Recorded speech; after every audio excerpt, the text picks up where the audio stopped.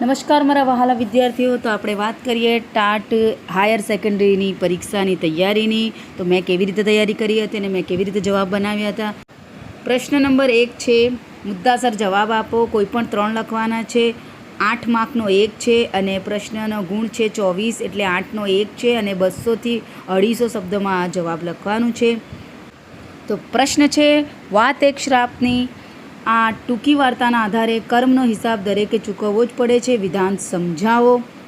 મહેશ યાજ્ઞિક રચિત વાત એક શ્રાપની અતિ લોકપ્રિય વાર્તામાં કર્મનો સિદ્ધાંત પ્રમુખ સ્થાને રહ્યો છે.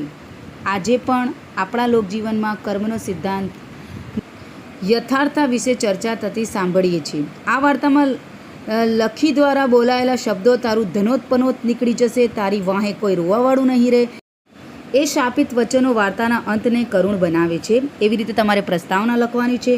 આ મેં પ્રસ્તાવના બનાવી છે, એવી રીતે તમારે પણ બનાવવાની છે. કર્મનો હિસાબ દરેકે ચૂકવવો જ પડે છે. આ વિધાનનું સચોટ ઉદાહરણ વાત એક શ્રાપની કૃતિના રમણીકલાલ છે. જુવાનીમાં સુખ સાહેબીમાં જીવતા રમણીકલાલ હોશ ખોઈ બેઠા. 24 વર્ષની ઉંમર, ગધા 25.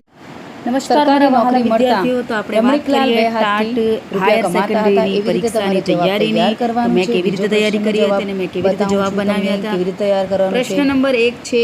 તો બીજો પ્રશ્ન છે, સીમ અને ઘર આ આપણે જીવન ચિત્ર જોતા હોઈએ તેવું સોનેટ છે. આ વિધાનની સાર્થકતા સિદ્ધ કરો. સીમ અને ઘર ઉમાશંકર જોશી રચિત શેક્સપિયર સોનેટમાં પ્રાકૃતિક સૌંદર્યની વાત કરી છે. સોનેટ અંગ્રેજી દ્વારા ગુજરાતીમાં આવેલો ઉર્મી કાવ્યનો યુરોપીય પ્રકાર છે. સોનેટના 3 પ્રકાર છે, પેટ્રાર્કશાહી, શેક્સપિયરશાહી અને ત્રીજો પ્રકાર તે અનિયમિત સોનેટનું. સોનેટનું મહત્વનું લક્ષણ એ છે કે કુલ 14 પંક્તિ જ હોય છે. હવે આવી રીતે તમારે સીમ અને ઘર જવાબ લખવાનું છે.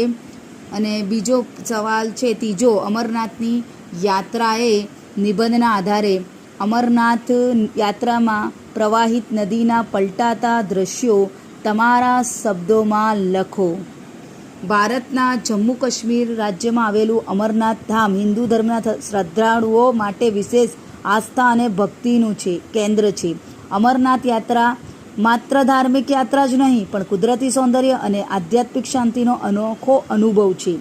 વિનોદની રમણલાલ નીલકંઠ રચિત અમરનાથની યાત્રા એ પ્રવાસ નિબંધમાં નદી, પહાડ, ઝરણા અને હરિયાળા દ્રશ્યો યાત્રાળુઓના મનને ખુશ કરીને તેને આધ્યાત્મિક ઊંચાઈ તરફ લઈ જાય છે. આ પ્રસ્તાવના મેં બનાવી છે અને પછી જવાબ તમારે નદી ઉન્માદની શેષ નદીનું વર્ણન તમારે આ જવાબમાં કરવાનું રહે છે.